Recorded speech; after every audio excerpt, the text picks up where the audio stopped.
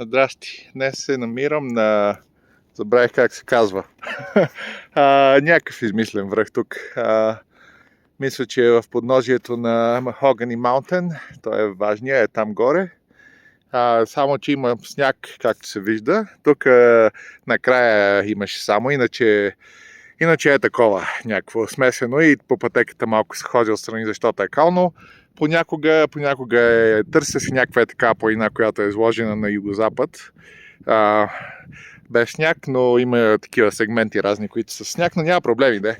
По принцип оцелях, чакай да си сваля раницата да ми е на гърба. Малко по-удобно да снимам.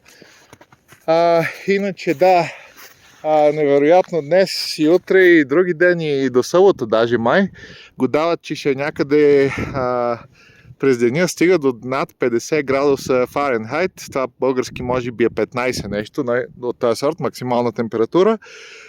През нощта стигат някъде до 0 близко, 2, 3, 4, 5.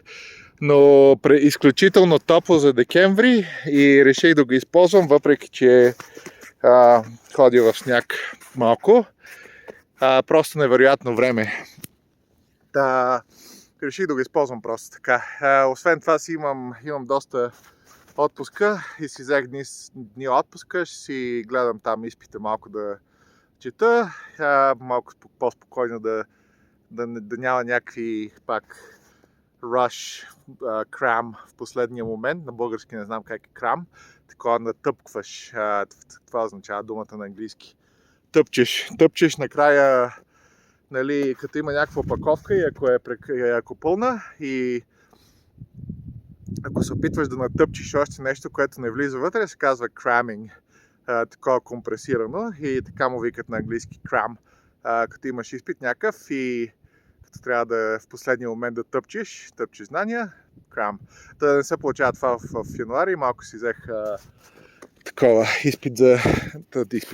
Взех си отпуска отпуска просто е така, пък се случи яко време за излизане, просто идеално. Миналата седмица бях на Thanksgiving, бях на Елния планини там, чакай да се ориентирам. Да, ето там да ви покажа. Малко ще доближа Digital Zoom с noise и глупости. Мината е там, това тая насип е мината. Това цялото голямо е мина, кръгла дупка. Това е горния ръб на мината, иначе е така конус надолу малко влиза. Тук бях, мисля, че на тази планина и си иска да се кача тук горе на тия два върха. Но като гледам и там е наваляло сняг, въпреки че там също е топло такъв район. Сега ще изчакам до четвъртък, пак ще излезна, със сигурност в четвъртък, защото ще е още по-топло днес. Просто е идеално в момента, някакво такова 10 градуса. Не духа вятър, ако духа вятър е такъв леко не студен, т.е. супер. Просто идеално време за декември, невероятно, че е толкова топло. И в четвъртък ще излезна сигурно, в събота може би също, да, зависимост от времето просто. Даже се надявам да се стопи снега, но умил съм си там отзад. Там малко на юг има една планина, на която иска да се кача, където бях там преди 2 седмици. Търся такива южно изложни планини. Иначе тук съм така. Горе-долу така гледам да съм до нивото на снега. Иначе нищо ново, даже да, взех си отпуска, няма какво да кажа за работа. Уча си за изпита, гледам си разни други неща.